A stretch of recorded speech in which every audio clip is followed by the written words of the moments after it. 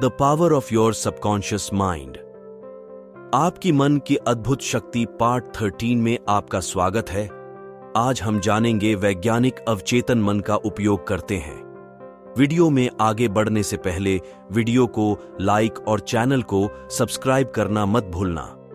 तो दोस्तों शुरू करते हैं। वैज्ञानिक अवचेतन मन का उपयोग करते हैं। कई वैज्ञानिकों को अवचेतन मन के वास्तविक महत्व का एहसास है। एडिसन, मार्कोनी, कैटरिंग, पोंकारे, आइंस्टीन और कई अन्य लोगों ने अवचेतन मन का उपयोग किया है।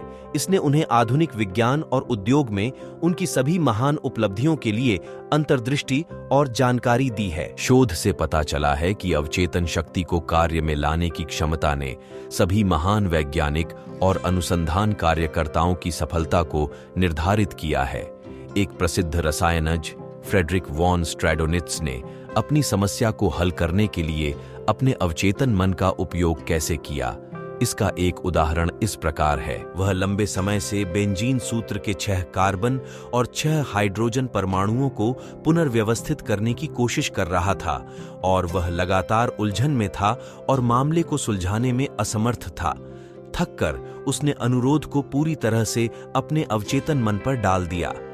कुछ ही समय बाद जैसे ही वह लंदन की बस में चढ़ने वाला था, उसके अवचेतन मन में अचानक एक सांप अपनी ही पूंछ को काट रहा था और पिन व्हील की तरह घूम रहा था। इस उत्तर ने उनके अवचेतन मन से उन्हें परमाणुओं की गोलाकार पुनर्व्यवस्था का लंबे समय से अपेक्षित उत्तर दिया, जिसे बेंजीन रिंग के रूप में जाना जाता है। कैसे एक प्रतिष्ठित वैज्ञानिक ने इसे सामने लाया। आविष्कार। निकोला टेस्ला एक प्रतिभाशाली विद्युत वैज्ञानिक थे जिन्होंने सबसे आश्चर्यजनक नवाचारों को सामने लाया। जब उसके मन में किसी नए आविष्कार का विचार आता तो वह उसे अपनी कल्पना में ढाल लेता, यह जानते हुए कि उसका अवचेतन मन इसका पुनर्निर्माण करेगा ताकि इसके निर्माण के लिए आवश्यक सभी भागों को ठोस रूप में उसके चेतन मन के सामने प्रकट किया जा सके। चुपचाप हर संभव सुधार के माध्यम से उन्होंने दोषों को ठीक करने में कोई समय नहीं लगाया और तकनीशियनों को अपने दिमाग का सही उत्पाद देने में सक्षम थे। उन्होंने कहा, निश्चित रूप से मेरा उपकरण वैसे ही काम करता है जैसा मैंने सोचा था कि उसे करना चाहिए। 20 वर्षों में एक भी अपवाद नहीं हुआ है।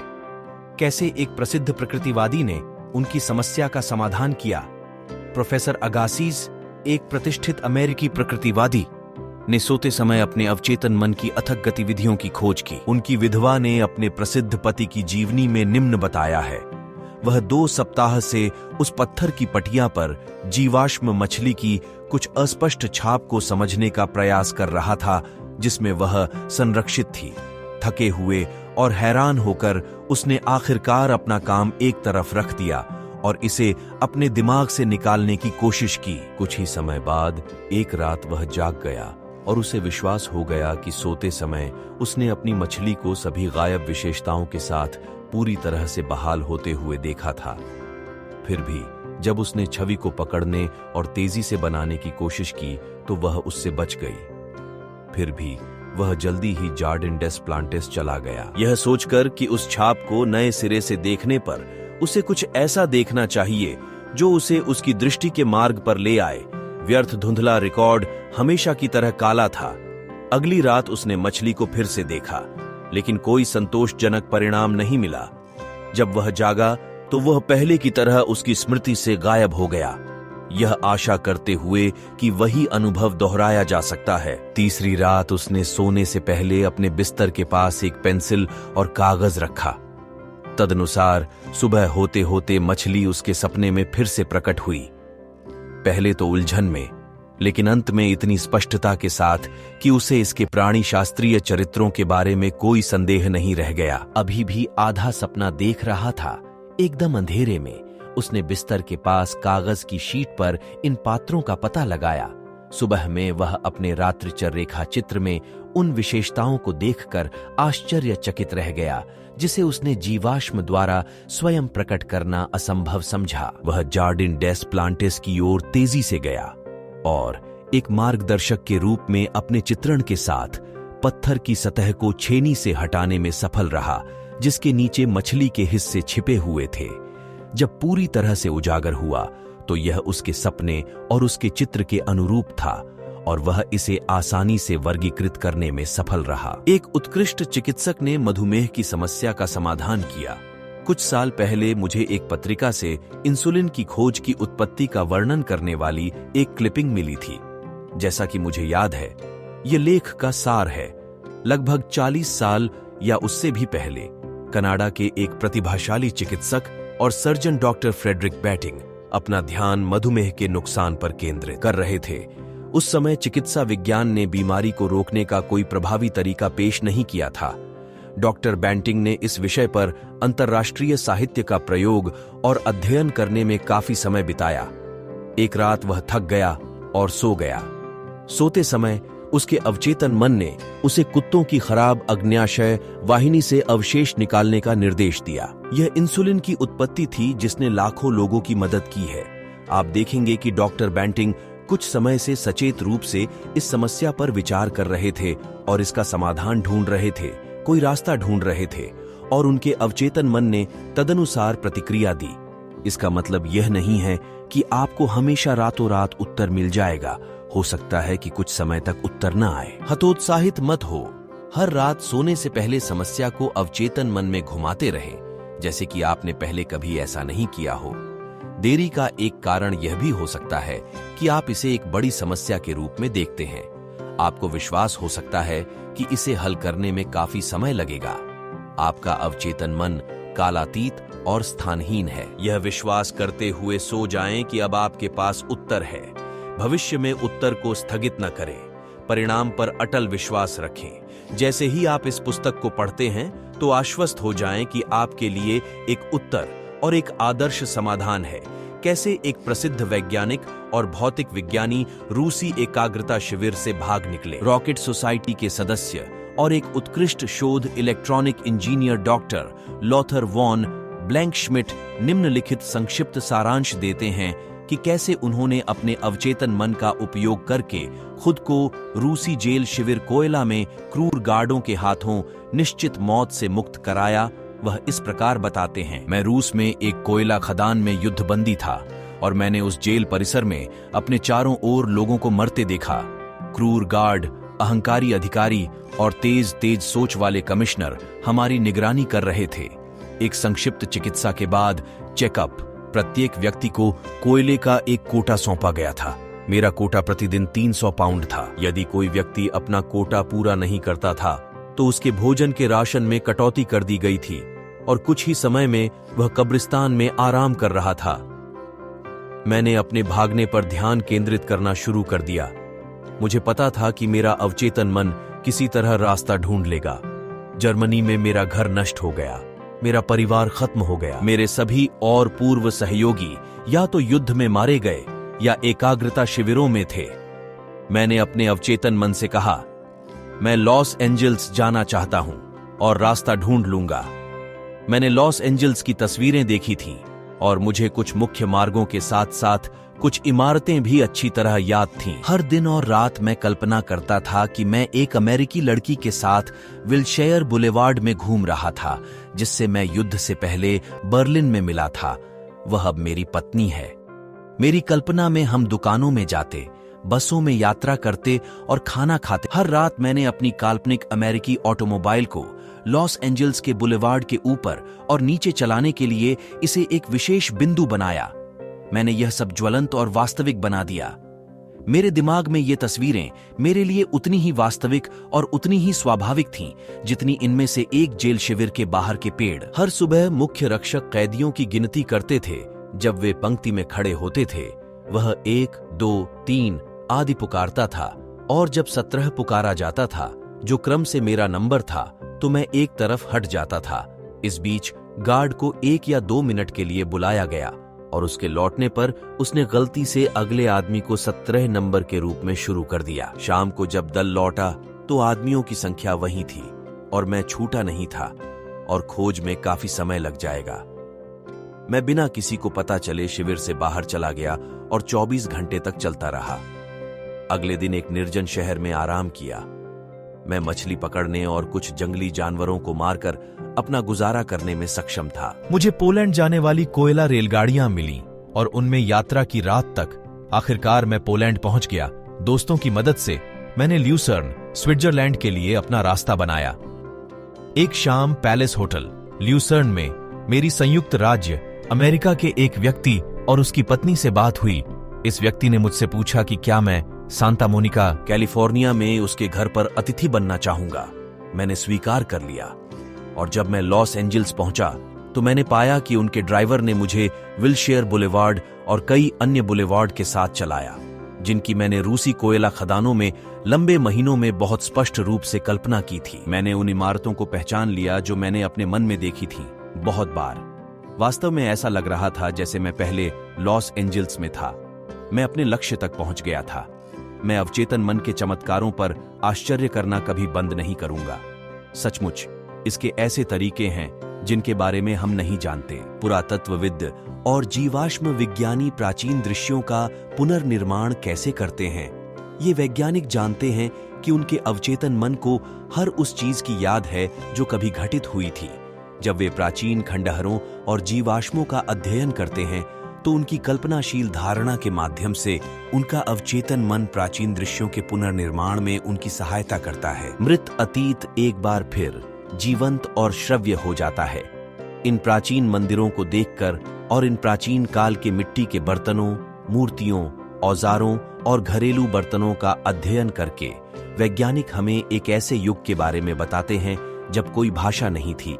संचार गुर्राहट, कराह और संकेतों द्वारा किया जाता था। वैज्ञानिक की गहरी एकाग्रता और अनुशासित कल्पना उसके अवचेतन मन की गुप्त शक्तियों को जागृत करती है, जिससे वह प्राचीन मंदिरों को छतों से ढकने और उन्हें बगीचों, तालाबों और फव्वारों से घेरने में सक्षम हो जाता है। जीवाश्म के अवशेषों पर आंखें, नसें और मांसपेशियां हैं और वे फिर से चलते और बात करते हैं। अतीत जीवंत वर्तमान बन जाता है, जहां हम पाते हैं कि मन में कोई समय या स्थान नहीं है। अनुशासित, नियंत्रित और निर्देशित कल्पना के माध्यम से आप सभी समय के सबसे वैज्ञानिक और प्रेरित विचारकों के साथी बन सकते हैं। अपने अवचेतन से मार्गदर्शन कैसे प्राप्त करें? जब आपको जिसे आप कठिन निर्णय कहते हैं उसे लेना है, या जब आप अपनी समस्या का समाधान नहीं देख पाते हैं, तो तुरंत इसके बारे में रचनात्मक रूप से सोचना शुरू कर दें। यदि आप भयभीत और चिंतित हैं तो आप वास्तव में नहीं सोच रहे हैं। सच्ची सोच भय से मुक्त होती है। यहाँ एक सरल तकनीक है जिसका उपयोग आप किसी भी विषय पर मार्गदर्शन प्राप्त करने के लिए कर सकते हैं। मन को शांत करें और शरीर को स्थिर रखें। शरीर को आराम करने को कहें। इसे आपकी बात माननी होगी। इसमें कोई इच्छा शक्ति, पहल या आत्म जागरूक बुद्धि नहीं है। आपका शरीर एक डिस्क है जो आपके विश्वासों और छापों को दर्ज करता है। अपना ध्यान आकर्षित करें। अपने विचार को अपनी समस्या के समाधान पर केंद्रित करें। इसे अपने चेतन मन से सुलझाने का प्रयास करें। सोचिए, आप सही समाधान से कितने खुश होंगे। यदि अब सही उत्तर आपका होता तो आप क्या महसूस करते? ये महसूस करें। अपने दिमाग को इस मनोदशा के साथ आराम से खेलने दें। फिर सो जाओ। जब आप जागते हैं और आपके पास उत्तर नहीं होता है तो किसी और चीज में व्यस्त हो जाते हैं। संभवतः जब आप किसी और चीज में व्यस्त होते हैं तो उत्तर आपके दिमाग में ऐसे आएगा जैसे टोस्टर से टोस्ट निकलता है। अवचेतन मन से मार्गदर्शन प्राप्त करने में सरल मार्ग ही सर्वोत्तम है। यह एक उदाहरण है। मैंने एक बार एक मूल्यवान अंगूठी खो दी थी जो एक विरासत थी। मैंने इसे हर जगह खोजा और इसका पता नहीं लगा सका। रात में मैंने अवचेतन से उसी तरह बात की जैसे मैं किसी से बात करता हूं। मैंने सोने से पहले उससे कहा, तू सब कुछ जानता है। तू जानता है कि वह अंगूठी कहां है और अब तू मुझे बताता है कि वह कहां है। सुबह अचानक मेरी नींद खुली और मेरे कानों में ये शब्द गूंज रहे थे, रॉबर्ट से पूछो। मुझे यह बहुत अजीब लगा कि मुझे 9 साल के एक युवा लड़के रॉबर्ट से पूछना चाहिए। हालांकि मैंने अंतर्ज्ञान की आंतरिक आवाज का अनुसरण किया। रॉबर्ट ने कहा, ओह हां, जब मैं लड़कों के साथ खेल रहा था तो मैंने इसे आंगन से उठाया था। मैंने इसे अपने कमरे में डेस्क पर रख दिया। मुझे नहीं लगा कि यह किसी लायक है, इसलिए मैंने इसके बारे में कुछ नहीं कहा।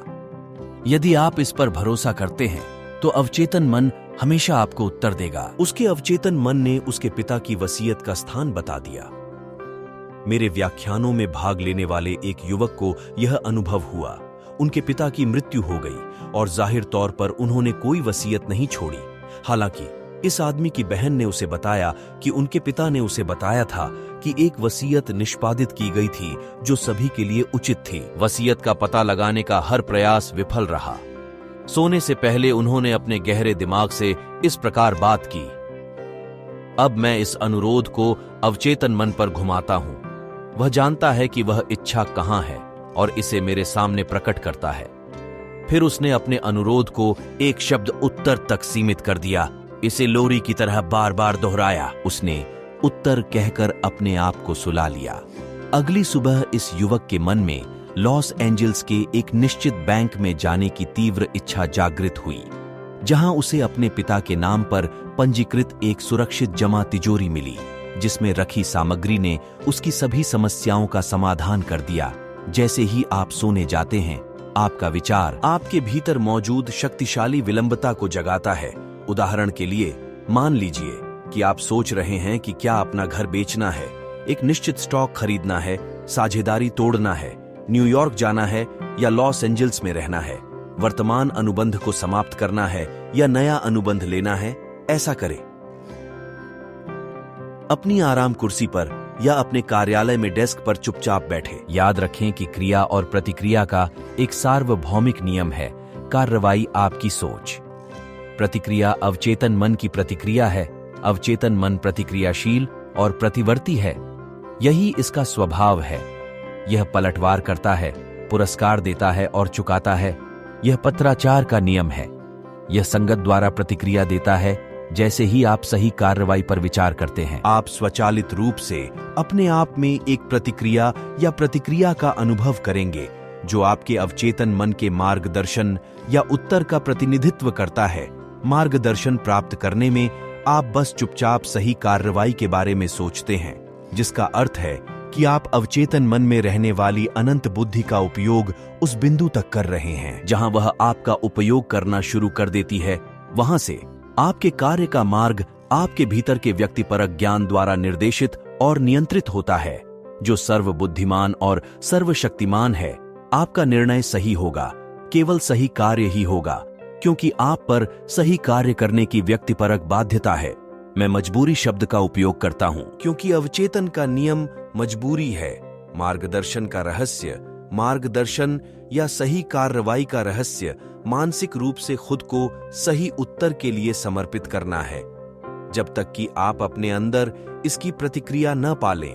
प्रतिक्रिया एक भावना, एक आंतरिक जागरूकता, एक प्रबल आभास है जिससे आप जानते हैं कि आप जानते हैं। आपने शक्ति का उपयोग उस बिंदु तक कर लिया है जहां वह आपका उपयोग करना शुरू कर देती है। अपने भीतर व्यक्तिपरक ज्ञान के तहत काम करते हुए आप संभवतः असफल नहीं हो सकते या एक भी गलत कदम नहीं उठा सकते। आप पाएंगे कि आपके सभी मार्ग सुखद हैं और आपके सभी मार्ग शांति हैं।